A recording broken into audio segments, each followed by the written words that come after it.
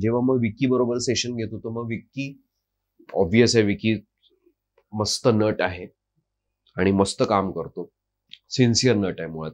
एकतर so as an actor fabulous असल्यामुळे त्याचं ऑब्वियस आहे, त्याचं स्वतःचा एक होमवर्क होता, मेघना मॅमचा स्वतःचा एक होमवर्क होता. म्हणजे जेव्हा मी पहिल्यांदा विकीला भेटलो तेव्हा मी विकीला सांगितलं की म्हणजे त्याचं असं म्हणणं होतं की अरे यार ये सब हो रहा है बट जैसे मैं ना फोकस कर रहा हूँ कि वो किस तरीके से बात कर रहे थे, क्या कर रहे थे ये वो. तर मी त्याला बोलताना सांगितलं की ऑब्वियस आहे, तू आपण वोकल कॉर्ड्स आणि ते कशा प्रकारे रेझोनेटर यूज करायचे आणि कुठल्या रेझोनेटर मधनं ते बोलायचे हे सगळं ठीक आहे. म्हणजे रेझोनेटर्स म्हणजे आपले 5 रेझोनेटर्स असतात, ऍबडोमेन, चेस्ट, थ्रोट, नेझल आणि फॉल्सेटो. सो याच्यातनं आपण प्रत्येक माणूस, प्रत्येक व्यक्ती त्याच्या त्याच्या शरीर रचनेनुसार तो बोलत असतो. तर जे सॅम मानेकशॉचं जे त्यांचा एक स्ट्रक्चर होता आणि त्या वयानुरूप तो चेंज होत गेला, त्यानुसार त्यांनी तो एक पॅटर्न त्या फिजिकली याच्यानुसार तो त्याचा पॅटर्न समजून घेतला. आणि पण मी त्याला सांगितलं की आमच्याकडे यंग इंटरव्ह्यूज त्यांचे कुठलेच नव्हते किंवा फक्त फोटोज आणि त्यांचे म्यूट व्हिडिओज होते फक्त आमच्याकडे. सो त्याच्यामुळे कळायचं नाही की त्यांचं त्यावेळेसचं वोकल कसं होतं, बोलणं, ती बॉडी लँग्वेज काय होती.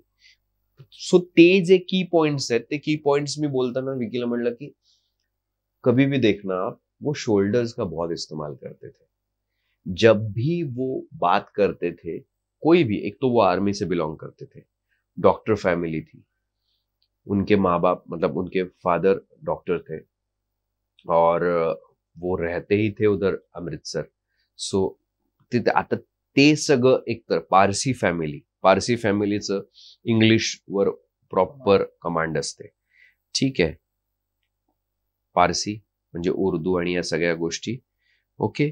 परत पंजाब मध्ये ते राहिले, त्याच्यामुळे हिंदीवर प्रभुत्व आणि पंजाबीवर प्रभुत्व, ती ह्या सगळ्या गोष्टींचं मिक्सचर होऊन त्यांची एक भाषा तयार झाली. आणि त्याच्यासोबतच ते आर्मी बॅकग्राऊंड असल्यामुळे ते त्यांच्या ज्या ज्या पद्धतीने त्यांच्या ट्रान्सफर व्हायच्या त्याच्या ह्या सगळ्या टप्प्यानुसार ती भाषा आत्मसात करत गेले, त्याच्यामुळे आणखी ते शार्पन होत गेले भाषेमध्ये.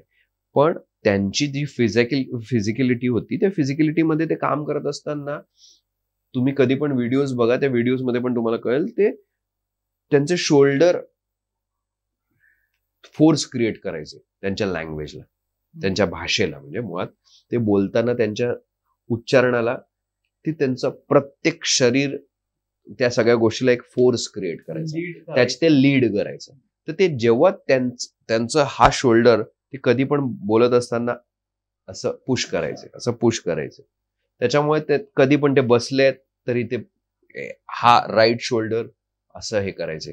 कुठलाही हा त्यांचा जो काही लिडिंग पॉइंट होता ना, हा त्यांचा शोल्डर होता. दोन्ही शोल्डर आपण प्रॉपर दोन्ही बाजूनी म्हणूया.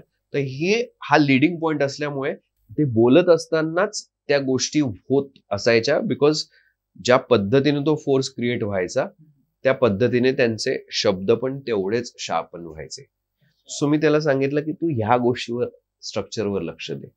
त्यांच्या प्रत्येक इंटरव्ह्यूज बघत असताना पण आम्ही बराच काळ सोबत त्या म्हणजे इंटरव्ह्यूज बघताना आणि रिसर्च म्हणजे डिस्कशन आणि या सगळ्या गोष्टी, आणि त्याच्याकडून आम्ही ते सीन्स पण करून घ्यायचो. बाकी सना फातिमा शेख असो किंवा सानिया मल्होत्रा असो यांच्याबरोबर पण सेशन्स असायचे. सो आम्ही सगळे काम करत असताना हीच प्रामुख्याने गोष्ट लक्षात घ्यायचो की फोर्स पॉइंट, तुम्ही लिडिंग पॉइंट लक्षात घ्या.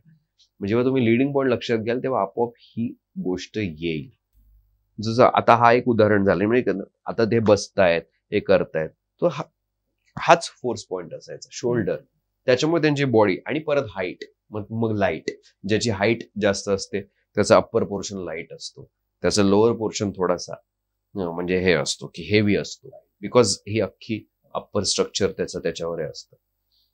हाईट कमी असते तर दोन्ही डिवायडेड असतात.